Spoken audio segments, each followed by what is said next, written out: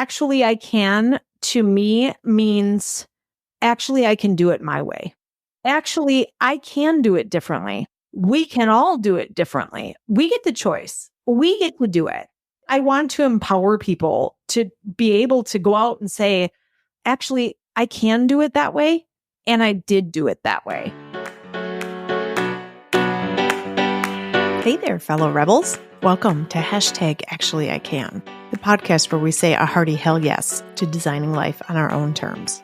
I'm Katy Ripp, a lifestyle coach, business mentor, and serial entrepreneur, here to guide you through the wild ride of defying what society expects of us and embracing our authenticity.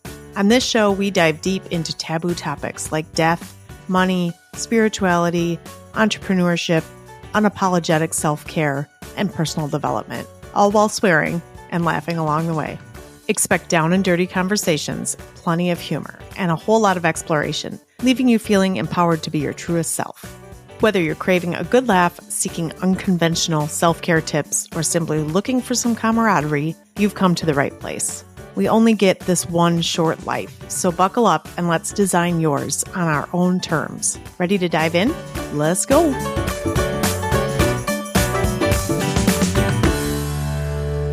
Okay, so welcome, Patty. Thank you for joining me. Good morning. I'm so happy to see you. I mean, I'm always happy to see your face, but this is exponentially special for me. So for the listeners, Patty and I met 2016. Is that right? That could be the date. Oh, it was 2016 because Al died in 2017. It was the year before he died, I think. Okay, then 16. Yeah, so 2016. And Patty and I met only because the universe put us together. I don't know if there's any other way to really describe it. Patty and I met at a Floret Flowers workshop. And if you're not familiar with Floret Flowers, first of all, go out and check her out. Erin Benzakine, we think that's how you pronounce her last name. That sounds right. So I was just venturing into the flower farming field, no pun intended. And I decided to go out to Washington and take a flower farming intensive. I don't know that I ever really figured out, Patty, why you went there. Except that you're a lifelong learner. Yeah, that's a really, really great question that I often reflect back on. I mean, at that moment, I believed that I might have this opportunity to do something more serious with flowers. But truly, I think it was a retreat in my mind. I just wanted to be surrounded by something pretty and do something that was outside of the world that I worked in. And and we did do something pretty, right? We did. So in a Facebook group that Erin had set up, it was kind of a lodging thing, right? Like you guys can room together. This is the best story ever, but you guys can room together. You can find roommates on this thing. I think this is pretty popular these days, right? Like when you go to retreats, you can find people to room with. So I get 3 other people, or we all connect. There's 4 of us total. And we find, I don't know if was Airbnb even a big, huge thing at that point, right? I think that's what we ended up getting was an Airbnb. That's probably a story for another day, but we'll just talk about some bed bugs that happened at that. Oh, it's such a good story. I also locked the keys in my rental car at Walmart with my phone inside of it, with voicemails from Patty, Ariana. It was a thing. But Patty and I connected on, well, for me, it's such a visceral level. I don't even know how to explain how we've really connected, but we have obviously kept in touch. Patty lives in Oregon and I live in Wisconsin. So we have seen each other almost every year, except for COVID, I think. Almost every year since we met originally. But Patty has, and I'm probably going to cry when I say this, Patty has single-handedly saved my life, saved my marriage, made me a better mother, likely saved businesses, money. I will never forget she was taking me back to the airport one time, and you probably don't even remember this, Patty, but you said something about getting your house in order, and that has resonated with me so hard ever since that whenever I feel really chaotic, I always feel like I just need to get my house in order, among thousands of other things you've said to me and helped me with. So Patty was like the perfect person to basically introduce me to the podcast world, I think. This has been sort of on the podcast itself has been sort of on my mind for, I don't know, since podcasts became cool, I guess. And I finally bit the bullet and did it. And so here I am. And I really wanted to, allow you guys to meet Patty because she is just like an angel from up above, but also because I think she knows me the best outside of my like immediate family. I think she knows me the best and can sort of maybe pull out some information that I think you guys might like. So welcome, Patty. Thank you. I love it. You give me way too much credit. Oh, that is not true. But you and I were instantly connected. And I'll be clear, I never stay in a group setting. So I don't know why I agreed to that, but I know it was destined. So our relationship unfolded very, very fast. And by the time I took you to the airport to fly back home at the end of that weekend, it was clear we were going to be, well, Dale said it. Dale said it. We're going to be friends. You're going to be friends. And this was like minutes after you guys met. Yeah. You were the only one there. And he looked at me and he said, "Oh, you guys are going to be friends." Yeah. And here we are. Yeah, here we are. And we had so much in common. I mean, so many things that were really, really, really, really, really funny. Just, same dogs, same dads with the same name. You named your daughter what I would have named a daughter if I would have had them. I have sons. It just went on and on and on and on and on and on. Yeah. Okay, so let's talk about podcast, Katy. I am super curious because you're the person in my life that takes such big risks and steps out there and is so bold and willing to go and do the things that I think intimidate the rest of us. So I kind of probably internally know why you are doing this, but I'm curious to hear it in your own words. What made you decide you needed to start a podcast about people breaking societal norms? Where did that come from? Yeah, if anybody's followed me for a while, it's been a progression over the last 3, 4, maybe 5 years, probably since I've met you. I've got decades of self-development books, self-help, all the retreats, all the seminars, all the motivational speakers. I just always really been into that and like learning and continuing to grow, but never really had the balls to do anything until about the last 5 years. And if we had to pinpoint something, I think it would be the death of my father-in-law, right? Like it was super unexpected. He was 59 years old. My husband and I had never gone through anything like that together. He had been to very few funerals. I've been to a number of funerals and been around people that have lost, very close people to them. But he really never had, grandparents that lived to 90s and, not that death isn't sad, but when it's somebody that sort of has an entire life ahead of them, it really does do more than you think it's going to do to your life.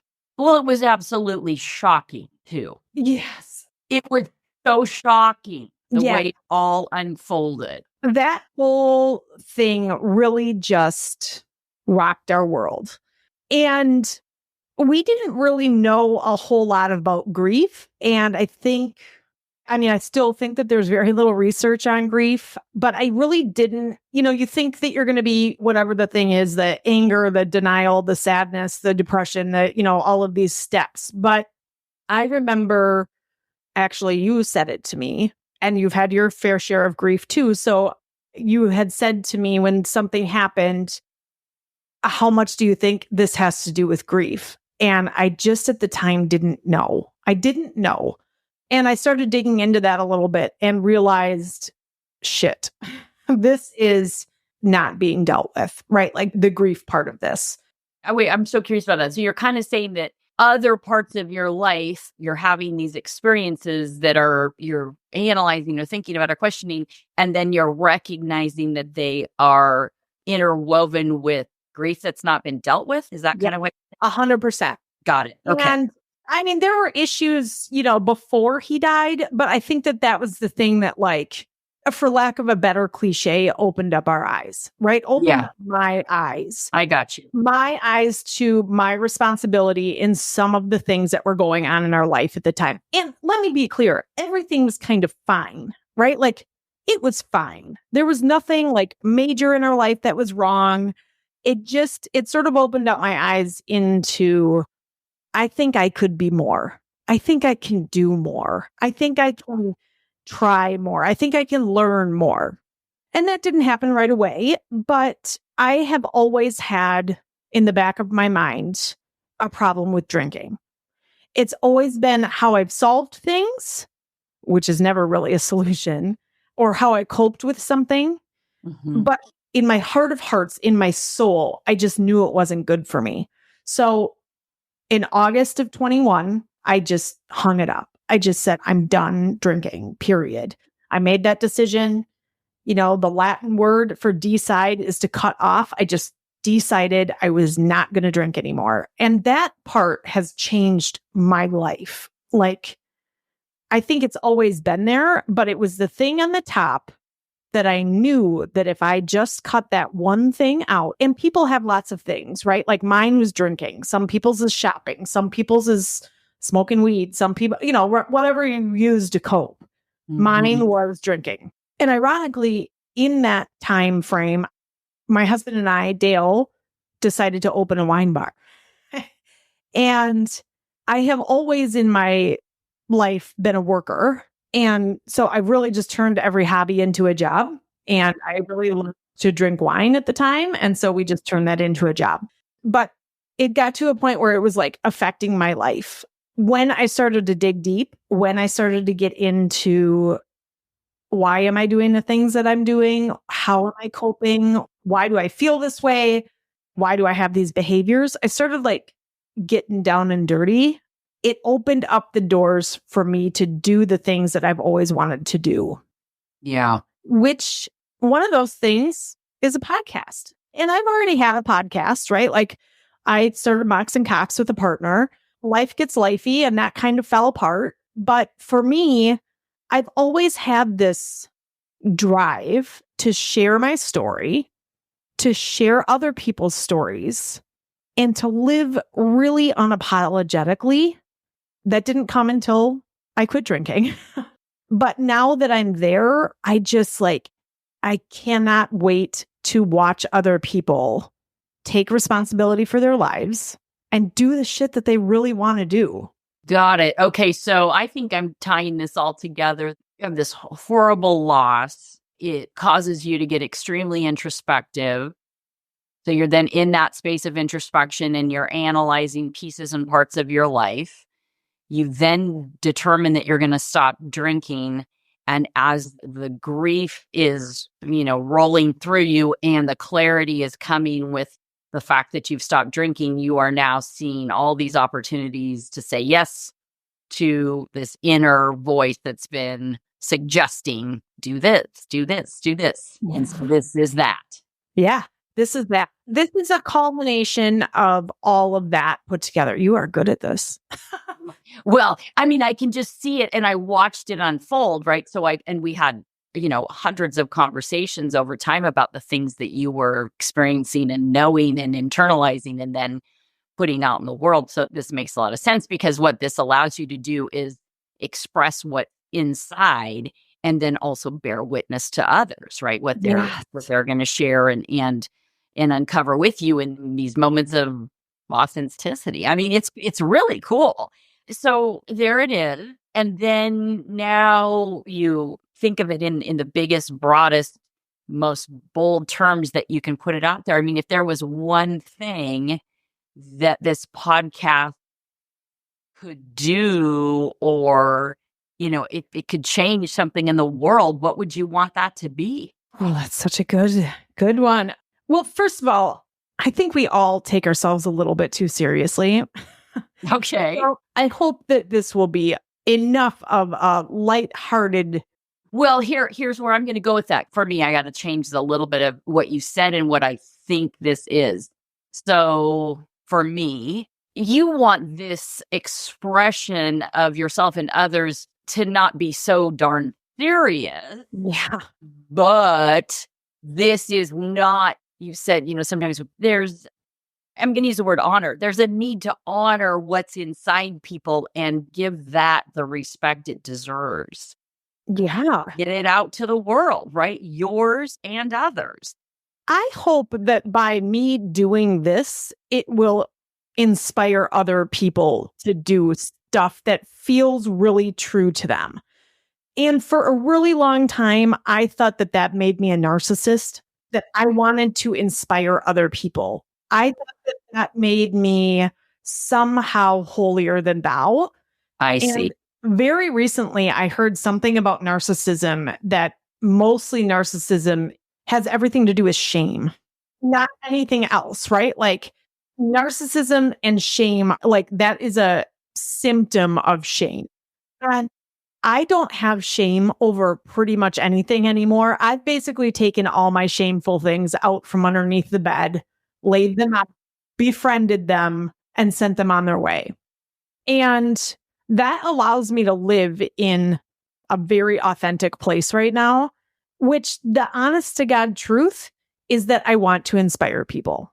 Yeah. For me, I don't know if this is your word, but for me, permission, right?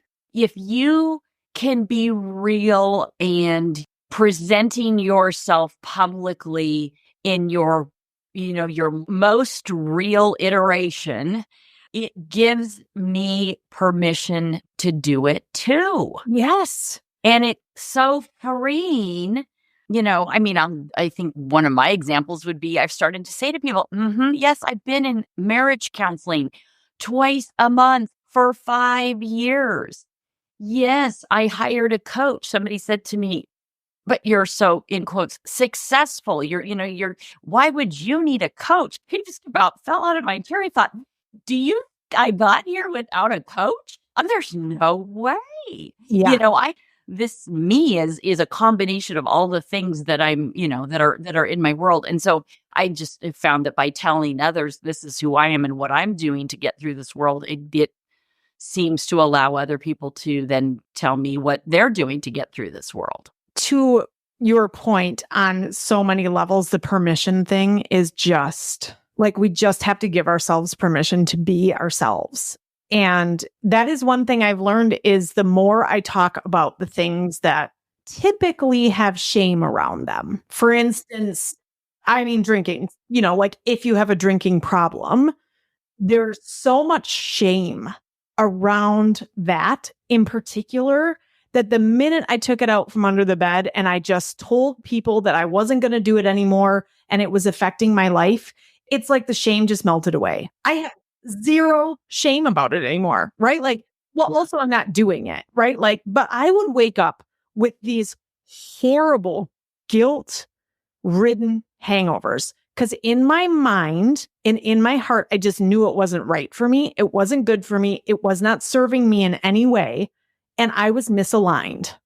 Yeah. And so what I have discovered in lots of work, through my coaching certification, through lots of conversations with you, through a lot of ways I've gotten help over the years.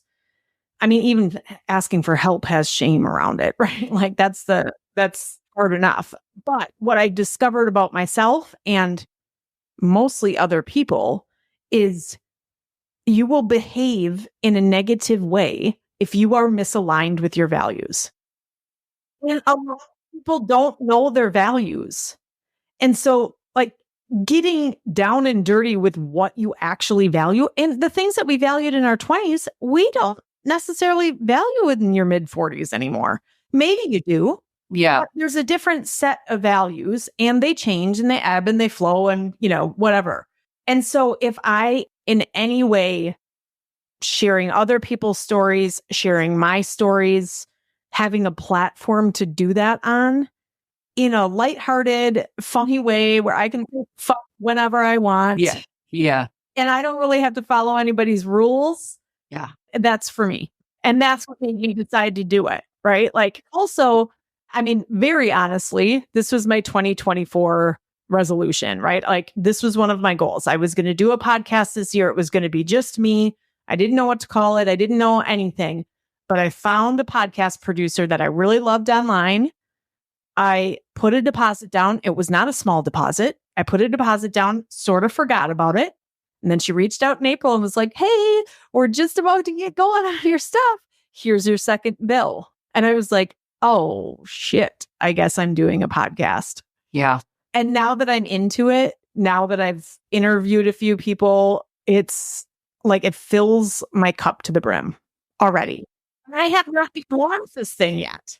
Yeah. No, I absolutely love it. Okay. So, I mean, and I don't want to spend much time here because to me, this isn't where this is not how I see you or how I think about this conversation or experience or who you are in any way. But we all walk around with a little bit of fear, a little bit of doubt, a little bit of gnawing, like, oh. So did you have any fear or doubt about starting this? But again, I don't want to spend much time here and give this much energy, but did you? Well, for sure, right? Like everybody's got fear around putting themselves out there, right? Like you can't put yourself out there any more than this. Really. Got it. Yeah. You know, unless you're doing reels and shit on Instagram or you're like, if you're on OnlyFans, I suppose that's putting yourself out there. But yes, did I have doubts? My fear is, I think, very common. It's also very popular, which like this imposter syndrome, you know. What business do I have doing this? What do I have to share? Why am I important? Why me, basically? I can usually get over that pretty fast. I kind of have that muscle that has been definitely strengthened over time. And my answer to almost all of that is what's the worst that can happen? Yeah, right. Exactly. Yeah. Somebody's going to say they don't like it. Okay. Yeah. There's 8 billion people in the world. 4 billion of them are women. Women are likely going to be my listeners. I don't need 4 billion listeners. I need like 1. I need Patty to listen, right? Yeah, like I need you to listen. I think we get very caught up right now in numbers. Again, I'm trying to do this in alignment with my values. Yes. And one of my values is to inspire. And so if I continue to try and do that and share other people's stories around them living in authenticity and them living honestly and them living unapologetically and coming back from the brink of shit, this thing almost ruined my life. Yeah. I think I'll be fine. Yeah, I love that. And you think about oral tradition in other cultures, this is the new age oral tradition, right? There's certain, you think, I mean, my mom always told me a story about one of her friends that's Irish and they all grew up in Chicago and they would get together and they would sit around on a Sunday afternoon and some people would sing and some people would tell stories and some people would play an instrument. And, you know, it's just this way of communicating what's inside you. And I think a podcast is a modern day oral tradition. I mean, it probably has more far reaching implications for historical purposes. There's a lot of things in there. Yeah. You know, I find it super fascinating. Okay, and now I'm going to go in there. What's like a taboo subject you're nervous about covering? I don't know if I'm nervous about covering anything. I think I really want to be sensitive to some of this. You know, the big ones. Money. Okay. Money. I want to talk about money. I want to talk about people's stories around money. I want to talk about all the shameful shit we have around money because I have my own stories around money. And as much as this is for other people, this is also very therapeutic for me. Like I'm a verbal processor. So when I get to talk to other people about things that could bring shame, but don't, like money, I want to bring that stuff out from underneath the bed, strip the shame off of it and let it go. Yeah. Death. I don't think we talk about death enough.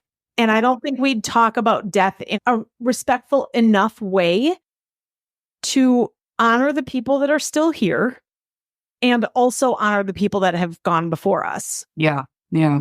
In addition, everybody fucking dies. Yeah. Everybody. There's not, yes, do some people die out of order of what society thinks? Absolutely. I've been through funerals and saying goodbye to people too. I think we just don't talk about death enough. What are we going to do when people die? What's first thing we're going to do when we get a call that our mom has died? Like literally, what's the first thing we're going to do? Because the fear around that is not knowing what to do. Yeah. Death and money. We just stuck to that. Those are two. And going back to the money, there's so much pushback on that. So much. And for females, it's outrageous. And then the next word is greed, right? It just goes there so fast. It's so. And then, that you're going to take your podcast in amazing directions with, that topic could change the world. And I think that, back to the death thing, we've had so many conversations about that. I mean, I spoke to you in the car as you were leaving the hospital after Al died. You were driving home in utter disbelief and horror and then trying to process your point. You get the call, what's next? What's next? What's next? And I mean, we have some real challenges as a society around those conversations. So, I'm so intrigued. I'm so intrigued to see who's going to talk to you about this, who you'll be able to bring on that's willing to discuss it, and what doors it opens for people's understanding and their preparation. Like I said, I've got my own money stories, right? Everybody's got money stories. And to your point, women especially. Most recently, the thing that really has just jabbed me in the ribs is almost every coaching client that I've had, business coaching client that I've had recently. One of the first things they say about money is, well, I don't need to make $1 million. Oh, yeah. I saw that he said that. Oh, no. I've said it. We've all said it. We've all said it. It's horrible. We're telling the universe, don't give me $1 million. But we have this icky feeling around $1 million. I mean, even in my post, I said, poor million, poor $1 million, right? They have done nothing wrong. So I just that's the kind of conversations I want to have, that it's not icky. It doesn't have to be. It's just numbers, right? But there's so much energy and so much power around it. Again, let's just take it out from underneath the bed and talk about it. Totally. You don't have to leave it under there. Yeah. Sobriety is another one, right? That's another conversation. Yeah. I keep crossing paths and landing among the stars of all these really amazing sober people that have made the decision to take it out of their lives and then gone on to do amazing things in the world. Weight loss. Weight has always been an issue for me. When I was younger, I was too thin. Now I feel like I'm too big, right? This body image, this body doubt in between. So those are the big taboo subjects. Yeah. Also the fear, right? The fear around all of it. The fear around we just don't know what's going to happen. And the experiences that people have from that, right? People that lose children, people that have their house burned down in a fire. And then just normal people. Here's the other thing. I didn't answer this before. I am the most normal person you've ever met. I'm normal. I live in Wisconsin.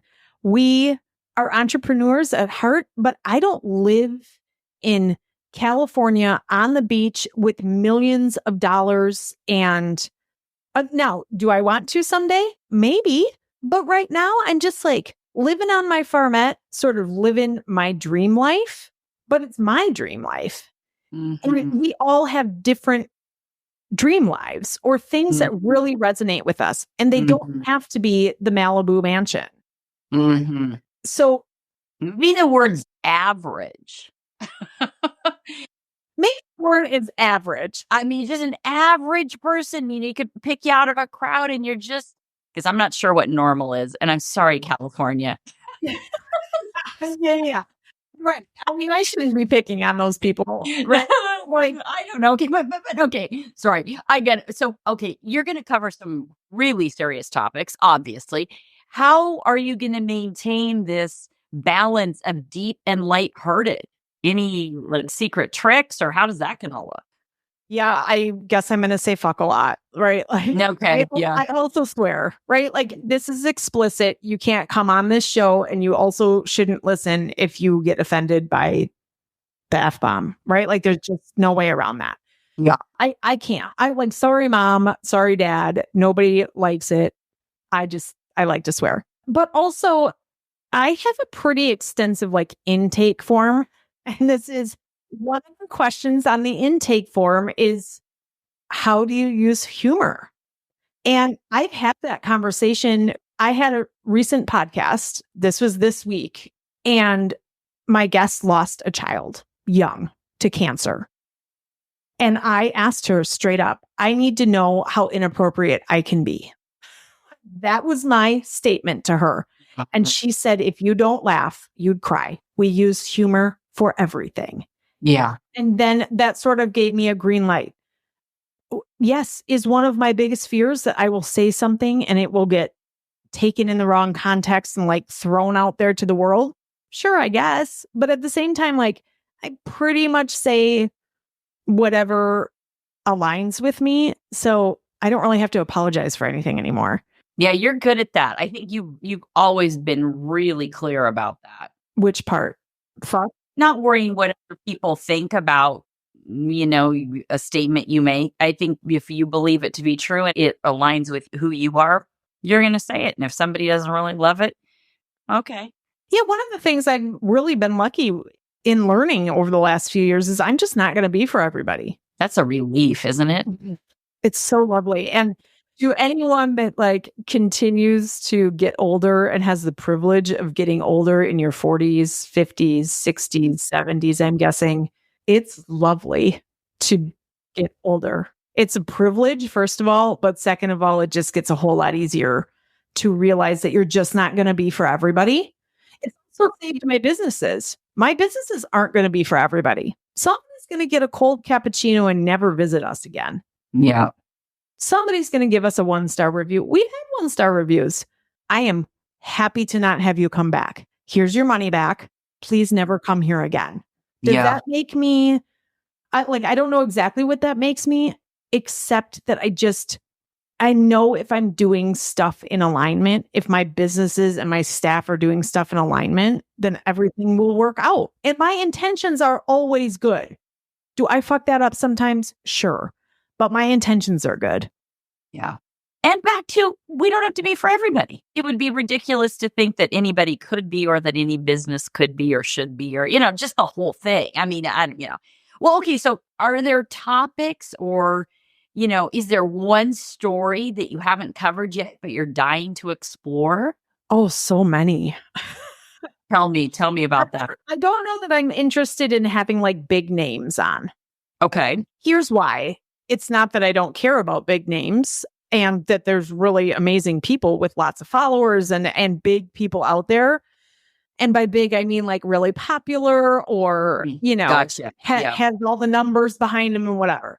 I really love the relatable stuff, right? Like the people that are teachers and realtors and like the everyday people. I know that sounds, I'm not trying to say like I only want the peasants on here.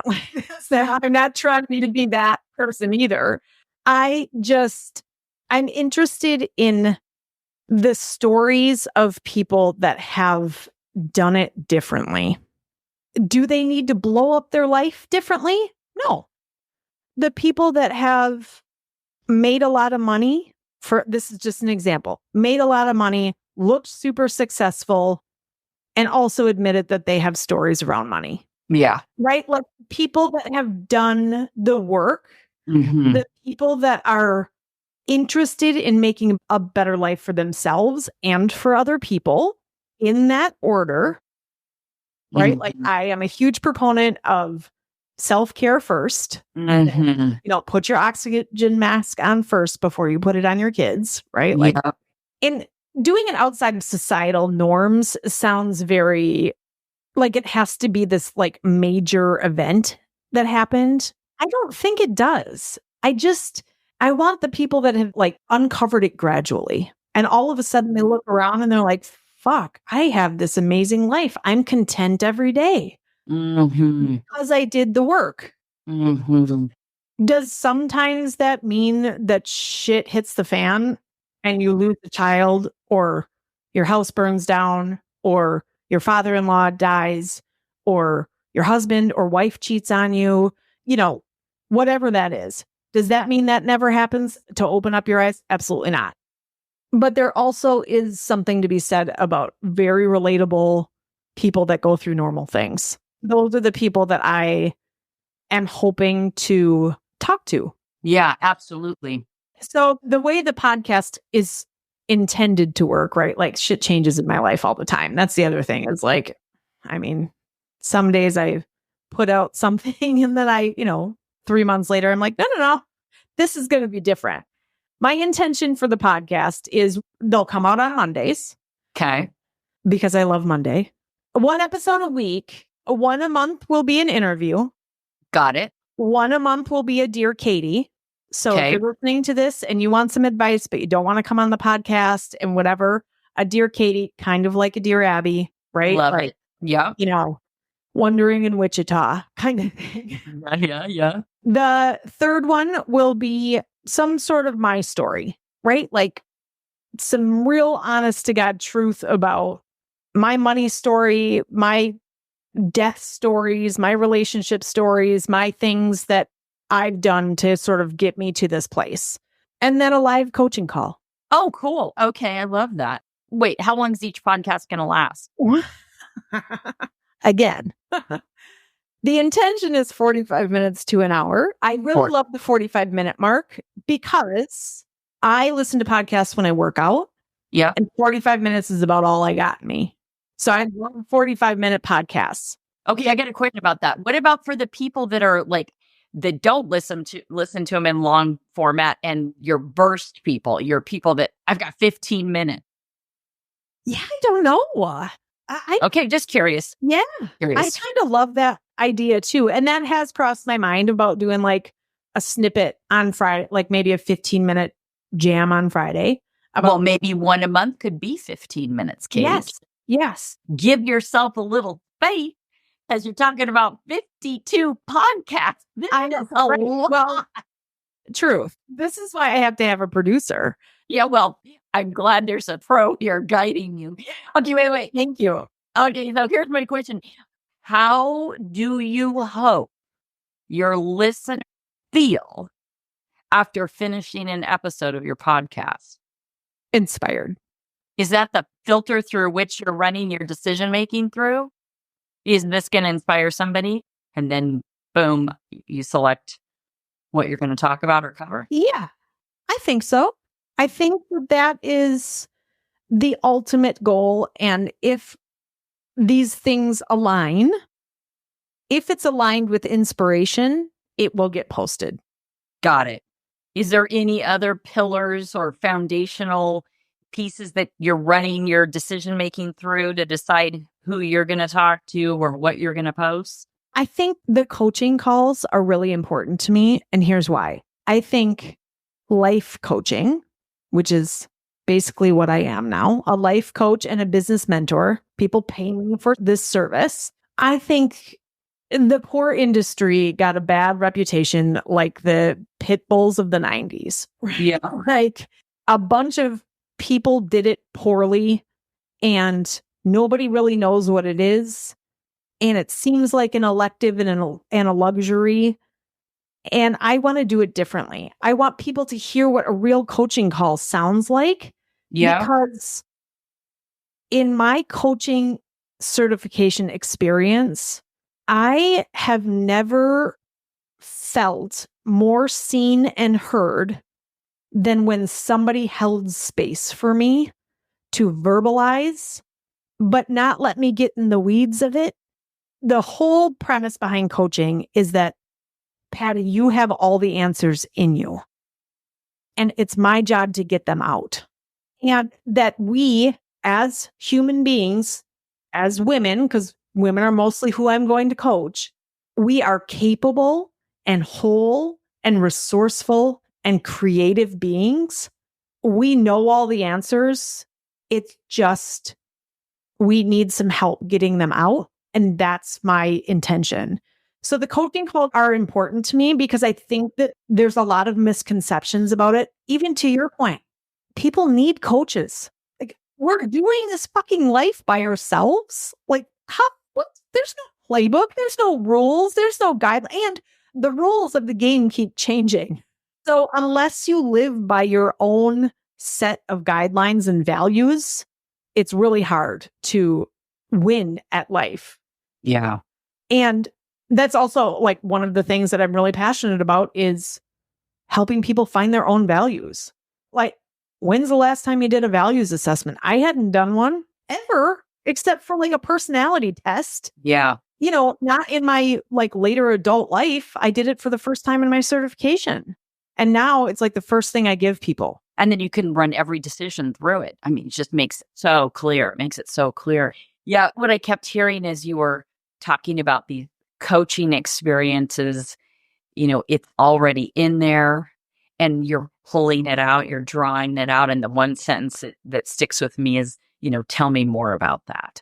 Tell me more about that, right? When you hold space and say to somebody, tell me more about that, there is so much relief and goodness that starts to flow. I love it. Well, I am super stoked to see where this goes. Yeah, me too. Super, super, super stoked and unbelievably touched and honored and connected to you in a way that is, well, I mean, I can't put the right words on it. I just am absolutely thrilled to be in your world. So the feeling is beyond mutual. So, some logistics. Yes. Podcast is called #Actually I Can. Okay. That came from a bunch of people telling me I couldn't do shit. And then I'm like, actually I can. And that came from like a really unhealthy place for a really long time, right? Like it was always a challenge for somebody to say, no, you can't do that. And I was like, fuck you. Actually, I can. Yeah. These days, actually, I can to me means actually, I can do it my way. And not with disdain, not with venom, not with aggression, with actually, I can do it differently. We can all do it differently. We get the choice. We get to do it. Actually, we can do it differently. Actually, we can do it differently. It was too long. Well, actually, I did. Actually, I did. Yeah. And I want to empower people to be able to go out and say, actually, I can do it that way. And I did do it that way. Yeah, I love it. I mean, that's everything. And as long as I'm aligned, I think this is going to be fine. And I know you're going to listen. So yeah, absolutely. You're aligned. You're aligned. Thank you. I see you. Love you. And that's a wrap on today's episode. I hope you enjoyed diving deep into the world of living authentically with me. Before you go, don't forget to connect with me on Instagram. Shoot me a message at Katy Ripp. I'd love to hear your thoughts on today's episode and connect with you further. And remember, if you want more details on today's episode or just want to explore more about designing your life unapologetically, head on over to my website at katyripp.com. There, you'll find all the juicy details and resources you need to keep the inspiration flowing. Lastly, if you'd like to join me on the show, whether it's to tell about your experience of designing your own life, to share your expertise, or if you'd like to participate in lifestyle coaching live on air, don't hesitate to reach out. Your story could inspire countless others on their own path to living authentically. Thanks for tuning in. Until next time, keep living boldly, designing your life, and remember, #Actually I Can.